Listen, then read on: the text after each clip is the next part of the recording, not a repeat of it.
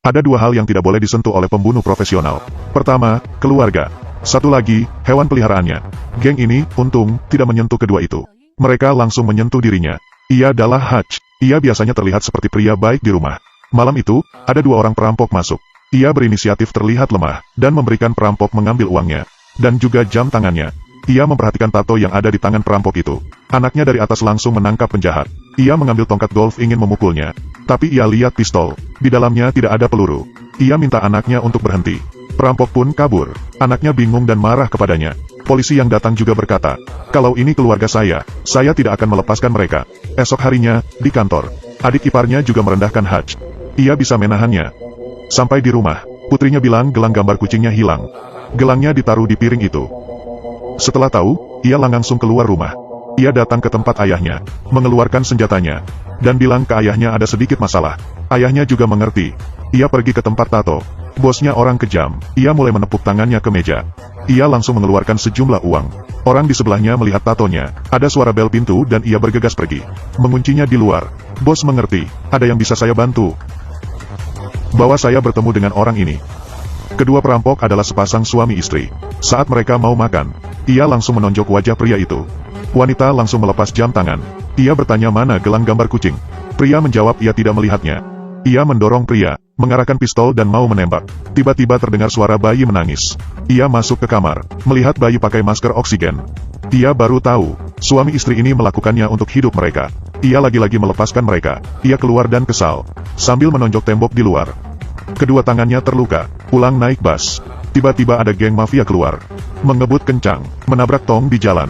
5 orang ini mabok dan turun dari mobil. Ada kalian. Buat apa harus menonjok tembok? Mereka masuk ke dalam bus, menggoda para penumpang, mulai melangkah satu persatu. Ia sudah tidak bisa menahannya. Ia pergi ke depan bus, menyuruh supir bus turun dan tutup pintu. Puas dengan keberadaan mereka. Di dalam bus, ia mengeluarkan pistol, dan mengeluarkan seluruh isi peluru. Tersenyum berkata, "Aku akan menghabisi kalian." Mereka langsung ketawa. Pria kepang ini mulai menonjoknya. Ia pun balas menonjoknya. Di seberangnya ada satu orang lagi. Kepalanya terbentur. Ia benar-benar marah.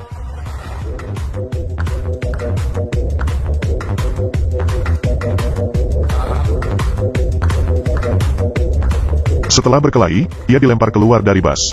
Semua di dalamnya dipukul habis. Hidungnya berdarah, giginya copot.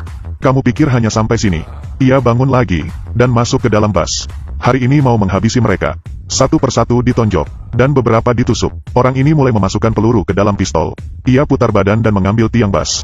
Pukulan pertama di tangannya, pukulan kedua langsung pukul kepalanya. Supir bus yang di luar terheran. Setelah selesai, ia mulai pergi. Di klub malam, saat Julian ini membicarakan bisnis, ada seorang penjaga melihatnya dengan serius. Tanpa berkata, ia langsung menonjoknya 2 kali, dan dibenturkan palanya ke meja. Orang yang lainnya terkejut, dan langsung bicara bisnis. Ada telepon masuk, buat Julian kaget. Datang ke rumah sakit, adiknya terluka parah. Ia mengambil kursi, dan melempar ke temannya. Tanya dia, siapa yang melakukannya? Temannya bilang ada seorang pria tua. Setelah dengan, ia berkata kamu sedang menipu saya. Ia langsung memukulnya lagi. Teman lainnya tidak kuat melihatnya, dan mengeluarkan sebuah kartu kerja. Saat Hutch di rumah, ia dapat telepon dari Julian, karena orang yang kemarin dihajarnya. Ia mencari tahu siapa dia.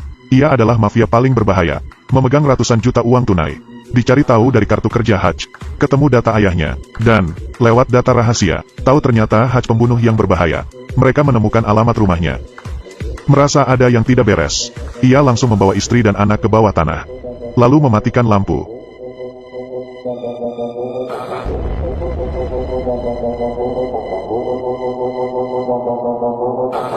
Menghajar mereka, tapi ia disetrum, dan pingsan. Mereka membawa Hutch ke dalam bagasi, bersiap membawanya ke Julian.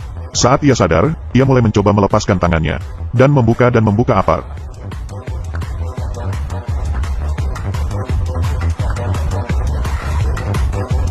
Setelah merangkak keluar, ia lihat kunci. Semuanya telah dikalahkan. Ia menelepon ayahnya, beritahu situasinya semakin parah. Lalu kabur pulang rumah, dari bawah tanah panggil istri dan anaknya, menyuruh mereka pergi. Ia mulai mengeluarkan batang emas, minum bir dan membakar rumahnya. Bersiap untuk pertarungan terakhir. Julian menyuruh anak buah ke rumah ayah Hutch. Mereka mengira ia tidur, saat mau menembak. Tiba-tiba, ia datang ke kantor, membeli pabrik dengan semua batang emasnya. Ia mulai membuat jebakan. menyiapkan senjata, mulai merakit jebakan bom. Jebakan di lantai. Semuanya sudah siap. Ia membawa bensin, pergi ke klub malam. Yulian sedang menari dan menyanyi di panggung. Di tengah nyanyian, ia sambil menembak. Penjaga pintu, monitor, keamanan. Semuanya tidak ada tersisa. Ia memasukkan bensin ke dalam tangki. Nyalakan api. Semua uang basah karena bensin. Ia mengambil setumpuk uang dan melemparnya ke dalam. Saat Yulian sedang menyanyi, ia sadar di depannya adalah Hutch sedang makan steak.